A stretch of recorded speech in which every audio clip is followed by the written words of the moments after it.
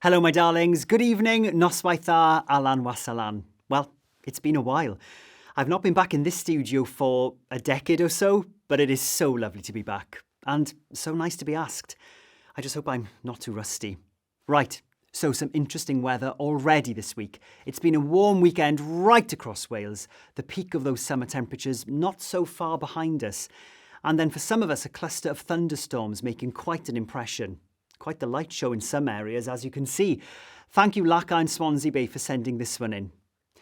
Right across Wales, we've been buffeted by occasional breaks in the weather, quite dramatic scenes, but subsiding quickly.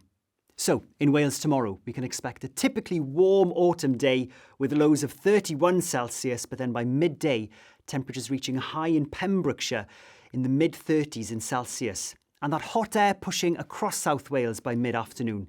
It'll be another hot, sticky night, I'm afraid. Best to keep our shutters closed until the sun goes down. And with those temperature highs unlikely to dip much below the high 20s in Celsius through the week, vulnerable groups are advised to take particular care.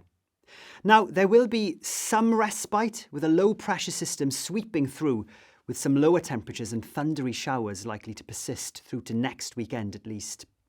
Coastal areas may be affected, so do keep an eye on local flood advisory alerts.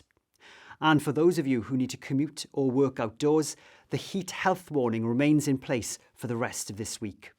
The advice is to travel early or travel late if you can. Stay in the shade where possible. Most importantly, stay hydrated. Now, isn't this lovely?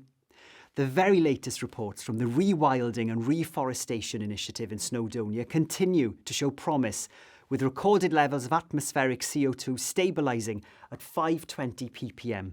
A lovely bit of good news. And I think we all needed that. It's so wonderful to be back.